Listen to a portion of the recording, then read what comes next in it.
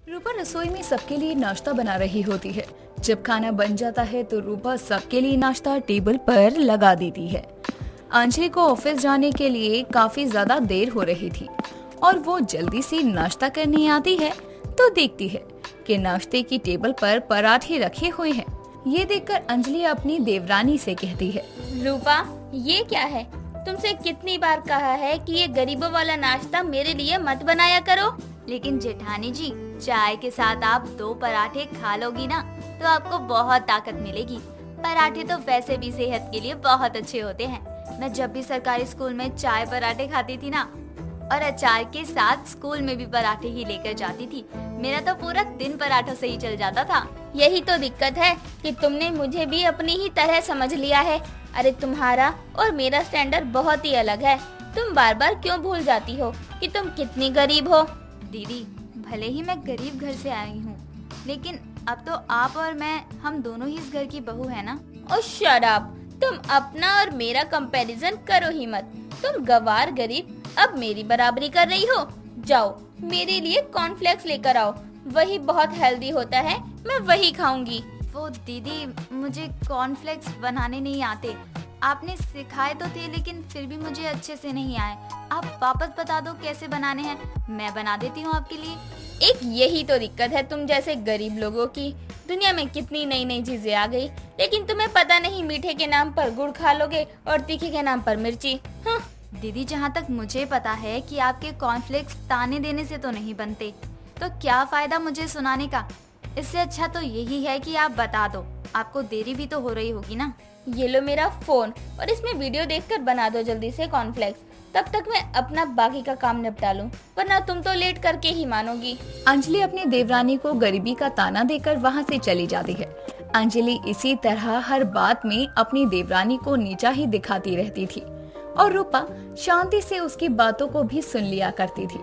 उसी दिन रूपा अचार बनाने के लिए आम लेकर आई होती है और आम काट रही होती है। तभी उसकी सास शारदा हाथ में अखबार लेकर आती है और अपनी बहू को आम काटते हुए देखकर उसकी सास कहती है, ए लड़की, ये इतने सारे आम कहाँ से लाई? अमीर घर में शादी हुई है, इसका मतलब ये नहीं है कि तू अपने अच्छे खासे अमीर घर को गरीब करने पर तुल जाए। क्या करेगी इन आम का? माँ जी, मैं सोच रही थी ना कि मैं आम का अचार बना दूं। खाने में सबसे ज्यादा कमी अचार की लगती है और मुझे काफी ज्यादा अचार बनाना भी आता है, तो बस इसलिए मैं अचार बना रही थी। बहू, ये अचार बनाएगी ना, फिर पूरे घर में तेरे ये अचार की बदबू ही आएगी। माँ जी, अब अचार बनेगा तो थोड़ी बहुत तो महक आएगी ही ना।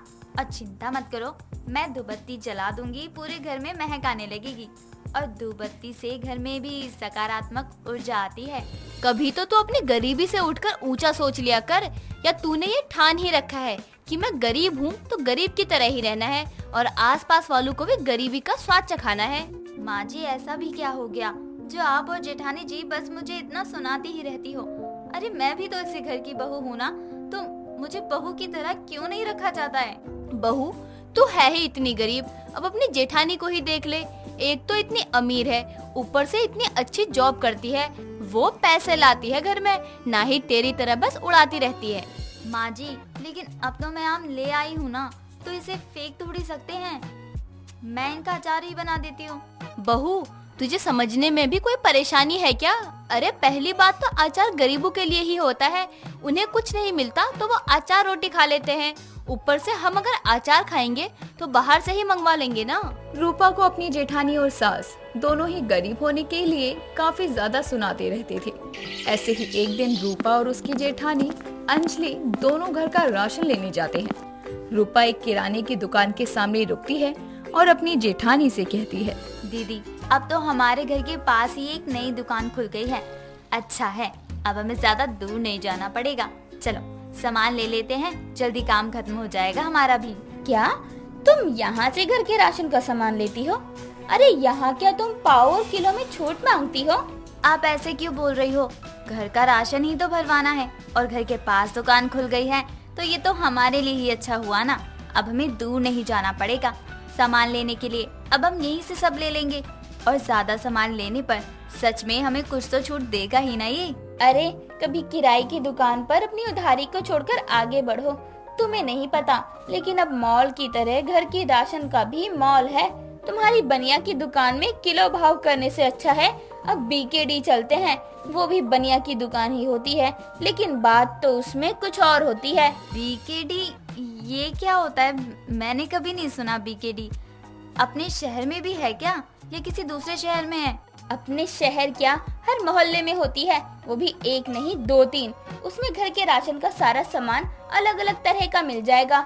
हमें चारों दुकान के चक्कर नहीं लगाने पड़ेंगे।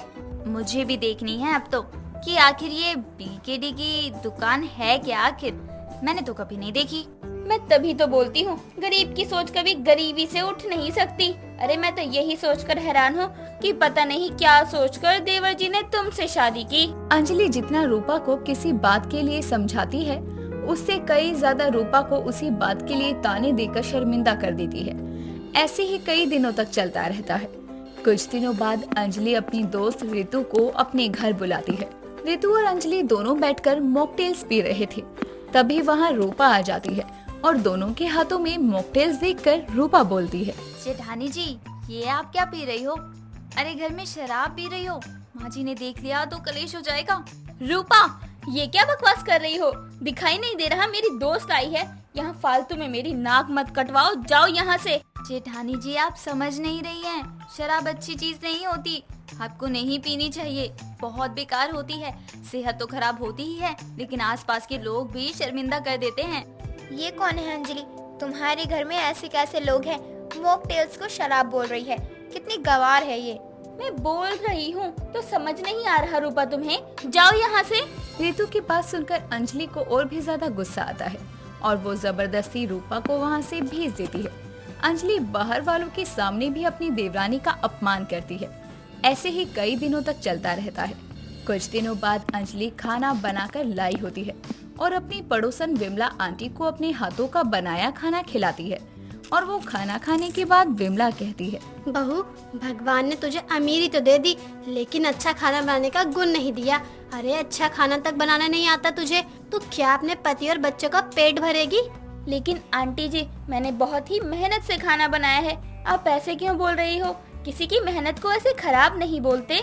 बहू, मैं बोलना तो नहीं चाहती थी, लेकिन तुझसे अच्छी तो तेरी गरीब देवरानी है, कम से कम उसमें गुण तो है। विमला अंजलि को बहुत खरी खोटी सुना रही होती है। तभी वहाँ रूपा आ जाती है और ये सब सुन लेती है। ये सब सुनने के बाद रूपा कहती है, आंटी जी, भगवान सबको सब गुण नहीं देता। हर किसी में कोई ना कोई अच्छी आदत तो कोई बुरी आदत होती है। लेकिन तेरी अमीर जेठानी में तो बस घमंड ही है, न बोलने की तमीज और न ही खाना बनाने का गुण है। फिर तो आपकी बहू में भी एक गुण नहीं है, क्योंकि जहाँ तक मैंने सुना है आपकी बहू को खाना भी बनाने नहीं आता और ना ही बाहर जाकर पैसे कमा सके, ऐसा उसमें गुण हो। रूपा का जवाब सुनकर विमला को बहुत गुस्सा आता है और वो मुंह बनाकर वहाँ से चली जाती है। अपनी गरीब देवरानी का इतना मजाक बनाने के बाद भी इतना साथ देती है, ये देखकर अंजलि कहती है, मुझे माफ कर दो, मैंने तुम्हें कितना कुछ बोला, लेकिन तुम मेरे लिए अपनी पड़ोसन के सामने खड़ी हो गई।